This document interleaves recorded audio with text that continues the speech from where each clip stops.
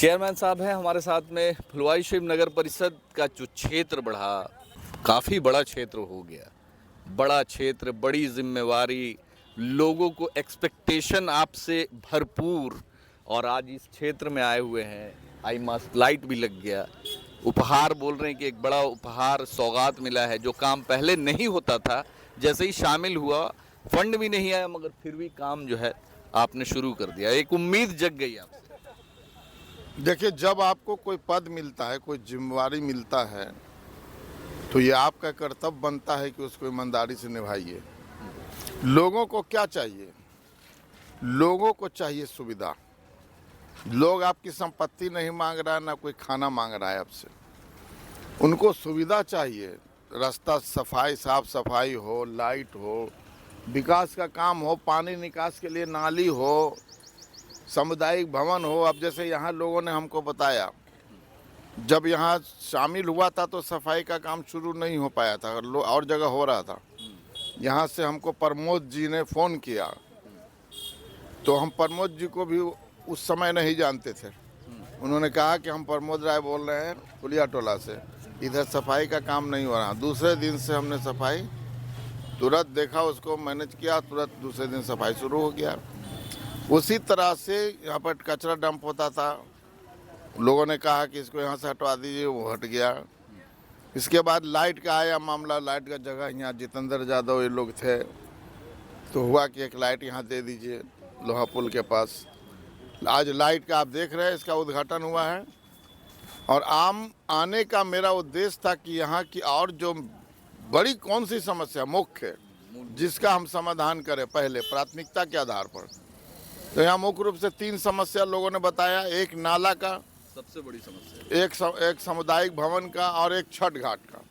तो हमने यहाँ लोगों को बता दिया कि एक बार सब नहीं होगा, लेकिन सामुदायिक भवन और नाला का तुरंत काम लगेगा, तुरंत कराएंगे। और छठ को लास्ट में रखिए, वो बाद में होगा, जब फंड उन आने लगेगा इस क्षेत्र का तो होगा। तो विकास का काम करना है, चाहे जो क्षेत्र हो। फुलवारी शरीफ में भी हम लोग विकास का काम ये सही करते थे प्राथमिकता के आधार पर। अभी भी हम लोग, जब ये इलाका सब जुड़ा है, नया क्षेत्र तो जुड़ा है, तो सब तो समस्या से ग्रस्त है। तो इसको समस्या से उबारने की जिम्मेवारी हम लोगों की है, और हम लोग उबारेंगे। एक चीज़ देखा जाता है कि छठ का जब नाम आता है तो फुलवारी शरीफ के छठ घाट का ज़रूर जिक्र होता है। और जो छठ घाट आपने जो फुलवारी शरीफ के लोगों को जो एक उपहार में दिया है, वो बिहार भर में एक मिसाल बन गया है। तो क्या आने वाले वक्त में भी ये फ्यूचर में ये भी छठ घाट उस तरीके का दिखेगा? जी हाँ, जी हाँ। फुलवारी शरीफ में जो हम लोगों ने ब्लॉक के पीछे उत्तर की तरफ, वहाँ आदर्श नगर के बगल में बड़ा छठ घाट हम लोगों ने बनवाया है। उसके चारों तरफ सीढ़ी, उसके चारों तरफ परमानेंट रेलिंग, उसके चारों तरफ ऐसा हाई मास्ट लाइट सभी कोना पर। तो एक देखने योग्य है। अब वो तो लोग टहलते हैं जाके, वो दर्शनीय स्थल हो गया है अब। तो हम यहाँ भी पुलिया टोला में भी छठ घाट जब बनाएंगे तो ऐसा बनाएंगे कि आसपास के लोग आके देखेंगे कि पुलिया टोला में छठ घाट बना है। प्रमोद राय आप ही हैं। हम लोग संतुष्ट है, गांव के हमारे ग्रामीण भी। एक दिन आज फोन किया कि भैया गोलंबर के पास बड़ा कचरा है, हम लोग जाते हैं तो बड़ी दुर्गंध आता है, और कल हो करके दूसरे जगह शिफ्ट करवा दिया। अब क्या चाहिए? अच्छा, दूसरी बात, उससे पहले हम लोग के यहाँ झाड़ू और कचरा उठाव नहीं होता था।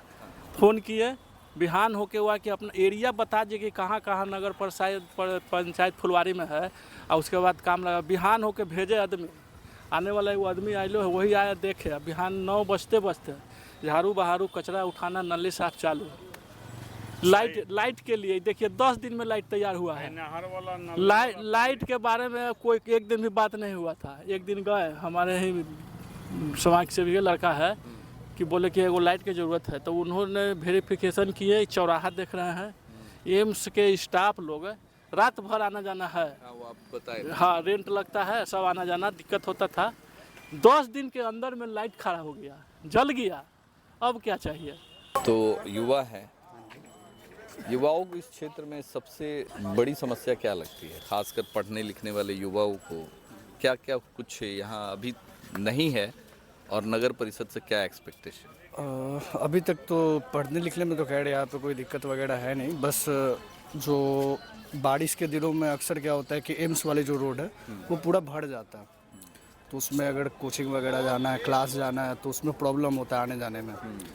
और बाइक से आने जाने में अगर गिर भी गए, अगर नाला वाला रहा उसमें चले गए तो चोट लग जाए, वो बहुत अलग तरह का समस्या हो जाता है फिर वो। अच्छा, ये हाई मास्ट लाइट जो लगा है तो आप लोग के लिए कितना बड़ा ये फ़ायदा दे रहा है? हाँ, ये फ़ायदा है।